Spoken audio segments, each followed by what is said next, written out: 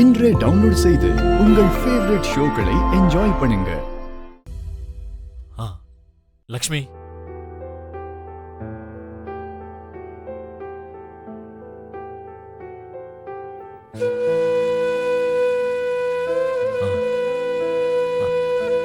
நீ சடனா காணாம போனதுனால உனக்கு என்ன ஆச்சோங்கிற பதட்டத்துல உன் மேல கை ஓங்கிட்டேன். I'm sorry Lakshmi.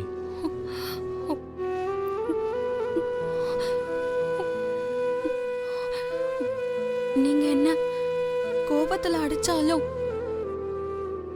அது நீங்க என் மேல வச்சிருக்க பாசம்னு என்னால புரிஞ்சுக்க முடியுதுங்க.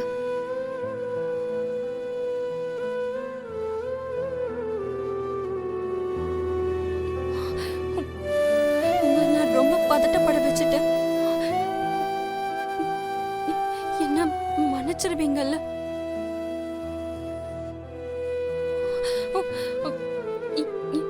இனி எப்பவும் உங்ககிட்ட சொல்லாம வெளியில போக மாட்டேன். இந்த ஒரே ஒரு வார்த்தை என்ன மன்னிச்சிருங்க.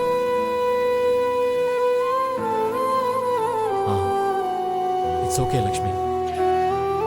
வா.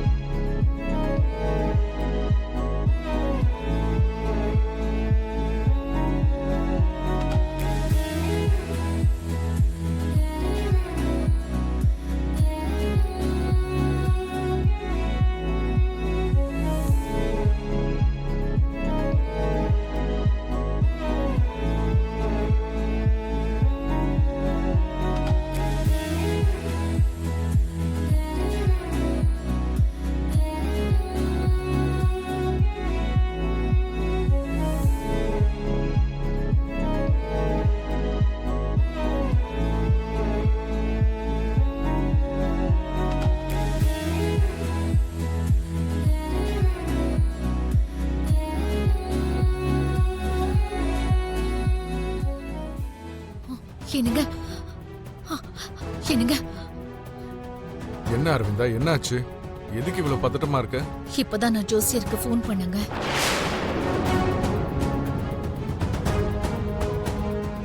என்ன சொன்னாருக்கா? அவரே நமக்கு கால் பண்ண நினைச்சாராம், மித்ராவை பத்தி பேசுறதுக்காக. மித்ராவை பத்தியா? ஆமா அத்தை. அவனோட ஜாதகத்தை பார்த்தாரா, ஏதோ முக்கியமான விஷயம் பேசணும்னு சொன்னார. ஆனா என்ன விஷயம்னு அவர் சொல்லல.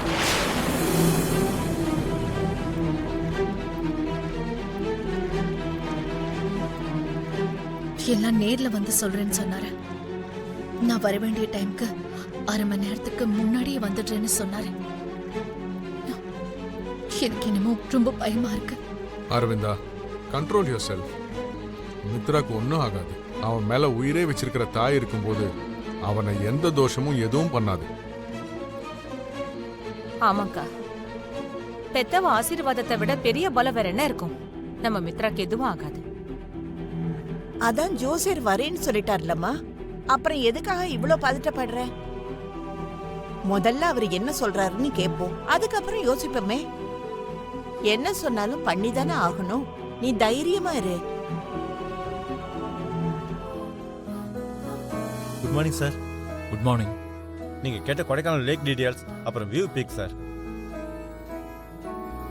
ம் நைஸ். இங்க இருந்து எவ்வளவு தூரம் இருக்கும்? 4 கிலோமீட்டர் சார்.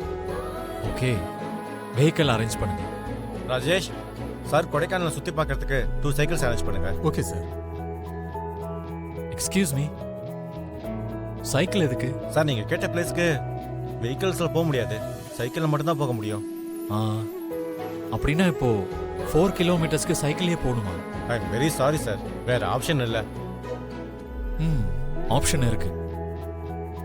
கொடைக்கானல் லேக் இல்லாம வெஹிக்கிள் ரூட் போற வேற ஏதாவது பெஸ்ட் பிளேஸ் சொல்லுங்களேன். செக் பண்ணி சொல்றேன் சார். என்னங்க? சொல்லு லக்ஷ்மி. ஆ, நீங்க தப்பா நினைச்சுக்கலன்னா நம்ம அந்த லேக் கிட்டே போலாங்க. ஆ, லக்ஷ்மி, அவ்வளோ தூரம் சைக்கிள் மிதிச்சுட்டு போறது ரொம்ப கஷ்டம். அதுவும் இல்லாம எனக்கு சைக்கிள் ஓட்ட தெரியாதுன்னு சொன்னா எல்லாரும் முன்னாடி இன்சல்ட் ஆயிடுமே. தெரிஞ்ச மாதிரி மேனேஜ் பண்ணுவோம். ஆ, இங்க பாருங்க, நீங்க என்ன யோசிக்கிறீங்கன்னு என்னால நல்லா புரிஞ்சுக்க முடியுது. எனக்கு சைக்கிள் ஓட்ட தெரியாது, நான் எங்க கஷ்டப்பட போறேன்னு தானே நீங்க இவ்ளோ நேரமா யோசிச்சுக்கிட்டு இருக்கீங்க. பரவாயில்லைங்க, எனக்கு சைக்கிள் ஓட்ட தெரியும். ஆ, நம்ம சைக்கிள்லயே போலாங்க.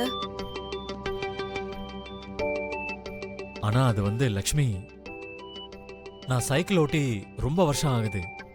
அதுவும் அவ்வளோ கிலோமீட்டர்ஸ்னா. ஆ, அது பரவாயில்லைங்க.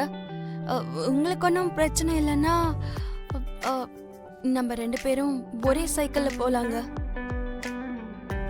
வேணும்னா நானே சைக்கிள் ஓட்டுறேன். ஆ, லக்ஷ்மி, அது ஓகே தான். ஆனா அவ்வளோ கஷ்டப்பட்டு போக வேண்டிய அவசியம் என்ன இருக்கு? நம்ம மனசுக்கு பிடிச்ச விஷயத்த செய்யறப்போ வர கஷ்டத்தை பத்தி எல்லாம் யோசிக்க கூடாதுன்னு சின்ன வயசுல என் தாத்தா சொல்லியிருக்காருங்க.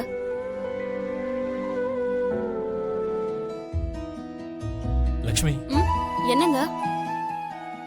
உனக்கு சைக்கிள் மிதிக்க கஷ்டமா இருந்தா நம்ம நடந்தே போலாம். ஆல்ரெடி நம்ம பாதி தூரம் வந்துட்டோம்னு நினைக்கிறேன். பரவாயில்லைங்க, நான் ஓட்டுறேன், எனக்கு ஒன்றும் பிரச்சனை இல்லைங்க. அதுக்குள்ள லக்ஷ்மி, அவ்வளோ தூரத்துல இருந்து மிதிச்சுட்டு வர, வேணும்னா கொஞ்சம் தூரம் நடந்து போயிட்டு அதுக்கப்புறம் மிதிக்கலாம்ல. பரவாயில்லைங்க, நான் ஓட்டுறேன், நீங்க ஹாப்பியா உட்காந்துட்டு வாங்க. அது இல்ல லக்ஷ்மி. ஏய் லக்ஷ்மி, லக்ஷ்மி!